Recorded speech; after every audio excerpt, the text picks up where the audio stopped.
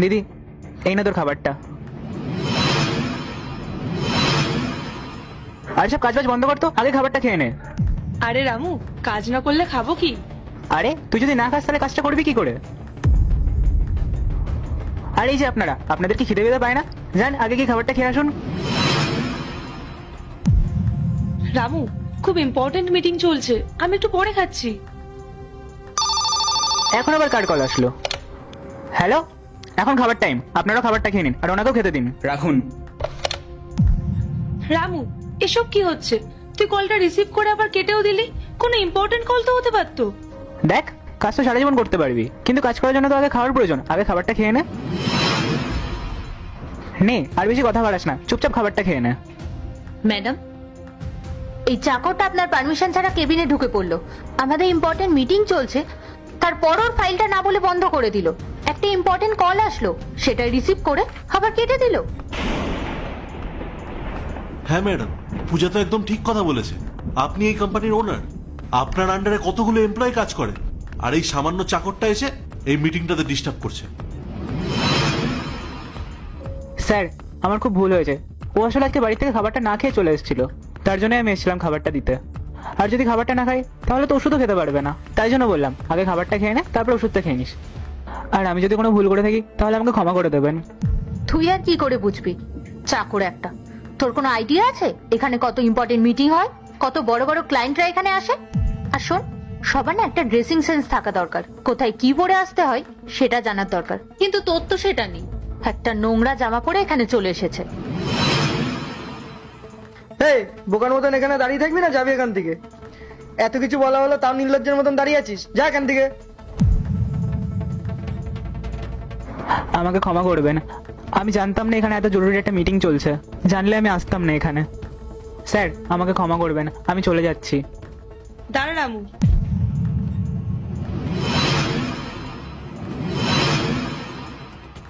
আচ্ছা, আপনারা তিনজন যে তখন থেকে ওকে উল্টোপাল্টা কথা বলে যাচ্ছেন, আপনারা কি জানেন যে ওকে?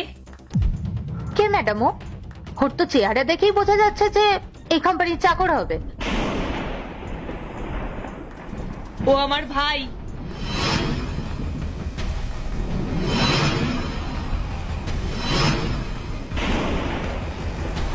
ম্যাডাম, এটা আপনি কি বলছেন? ও আপনার ভাই? না না ম্যাডাম, এটা পসিবল না। আপনি এত বড় মাল্টিন্যাশনাল কোম্পানির মালিক, আর আপনার ভাই এরকম ছেঁড়া ফাটা জামা পরে চলে এসেছে? হ্যাঁ ম্যাডাম, পূজা তো একদম ঠিক কথাই বলেছে। ও যদি আপনার ভাই হয় তাহলে তো এই কোম্পানির ফিউচার ওনার, কিন্তু ওর তো কোনো কথা বলার ক্যাপাবিলিটিই নেই। ম্যাডাম, আপনি প্লিজ আমাদের সাথে এইভাবে মজা করবেন না। আমি আপনাদের সাথে কোনো মজা করছি না, আমি সত্যিটাই বলছি। ও আমার ভাই। ম্যাডাম, এটা কি করে সম্ভব? ও যদি আপনার ভাই হয়, আর তার উপর আপনি এত বড় কোম্পানির ওনার, আপনার তো এটা রেসপন্সিবিলিটি যে আপনার ভাইকে একটা ভালো স্কুলে পড়ানোর। তাহলে তো ও এই শিক্ষাটা পাবে যে কোথায় কিরকম ড্রেস পরে আসতে হয়। এক সেকেন্ড, আপনারা তিনজন কি জানেন ওর ব্যাপারে? আমি বলছি, ওর মা বাবা আগে আমার এখানে কাজ করতো। একটা দুর্ঘটনায় ওনারাই পৃথিবী ছেড়ে চলে যান, আর তারপর থেকে আমি ওকে নিজের ভাইয়ের মতো করে বড় করে তুলেছি। আমি মানছি যে ও আমার রক্তের সম্পর্ক না, কিন্তু প্রত্যেকটা সম্পর্ককে রক্তের সম্পর্ক দিয়ে বিচার করা যায় না। কখনো কখনো কিছু সম্পর্ক ভগবান নিজে বানিয়ে পাঠান। আমি ওকে পড়ানোর অনেক চেষ্টা করেছিলাম, কিন্তু ও আমায় কি বলেছিল জানেন? ও আমায় বলেছিল যে যদি ও পড়াশোনার জন্য বিদেশে চলে যায় তাহলে আমার দেখাশোনা কে করবে। শুধুমাত্র আমার জন্য ও আজ এখানে পড়ে আছে, না হলে ও পড়াশোনার জন্য অনেকদিন আগেই বিদেশ চলে যেত। আর আপনারা কি জানেন, আমার সময় মতো খাওয়া, ঘুম, আমার জামা কাপড়, আমার কখন কি প্রয়োজন, সেই সব কিছু ও জানে। ও আমার ভাই হয় আর আমি ওর দিদি। আমি এতক্ষণ ধরে আপনাদের অনেক ফালতু কথা শুনেছি, তার একটাই কারণ যে আপনারা আমার ক্লায়েন্ট হন। ম্যাডাম, একটা কথা বলি আপনাকে, শুনুন। আপনি হয়তো ওকে পড়াননি, হতেই তো পারে ও ভালো সাজার জন্য আপনার সাথে এইসব করেছে। কিন্তু ম্যাম, এসব গরিব মানুষেরা না খুব ভালো করে জানে যে কখন কার সাথে সম্পর্ক পাতাতে হবে। হতেই তো পারে আপনার এত টাকা পয়সা দেখে ও লোভে পড়ে গেছে, তাই জন্য সিম্প্যাথি গেইন করার চেষ্টা করছে। চুপ করুন, অনেক হয়েছে। আমি অনেকক্ষণ ধরে আপনাদের এই ফালতু কথাগুলো শুনে যাচ্ছি। আমি আমার ভাইয়ের সম্পর্কে আর একটাও বাজে কথা শুনবো না। ঠিক আছে ম্যাম, আমার কাজ ছিল আপনাকে বোঝানোর। এবার আপনি যদি বুঝতে না চান সেটা আপনার ব্যাপার।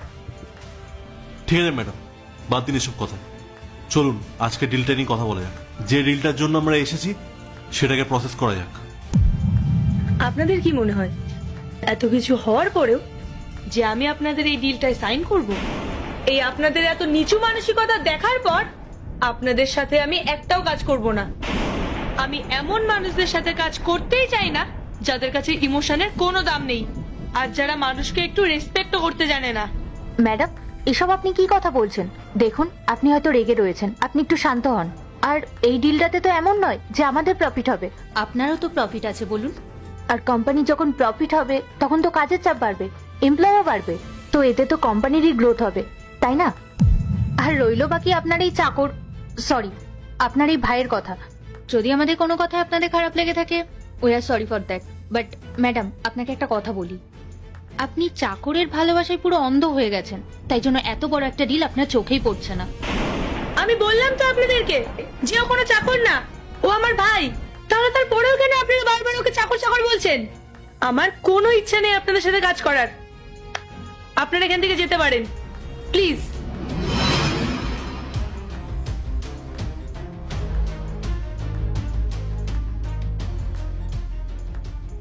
দিদি, এটা তুই কি করলি? তুই আমার জন্য নিজের এত বড় একটা ডিল ক্যান্সেল করে দিলি। আসলে দোষটা আমারই এইভাবে তোর অফিসে আসা উচিত হয়নি। আমি বাড়ি চলে যাচ্ছি। ভাই তুই কাঁদিস না, তুই তো জানিস আমি তো চোখের জল সহ্য করতে পারি না। তুই যদি এভাবে কান্নাকাটি করিস তাহলে আমি কি খাবারটা খেতে পারবো বল? আর হ্যাঁ, তুই যদি খুশি খুশি নিজের হাতে আমাকে খাবারটা খাইয়ে দিস আমি তাহলেই খাবো, না হলে আমি খাবো না। দিদি, তুই খাবারটা খেয়ে নে, সন্ধ্যাবেলা আবার তোর পছন্দের পোলাওটা রান্না করতে হবে। ভাই আমি তো তোকে বললাম, তুই যদি এমন মন খারাপ করে থাকিস তাহলে আমি কি খুশি হয়ে থাকতে পারি? তোর জন্যই তো আমি আজ এখানে। আর তুই আমার যেভাবে খেয়াল রাখিস, আর কি কেউ আছে যে আমার এভাবে খেয়াল রাখতে পারবে? দিদি, তুই না বাচ্চাদের মতো জেদ করিস। আচ্ছা চল, আমি তোকে নিজের হাতে খাইয়ে দিচ্ছি।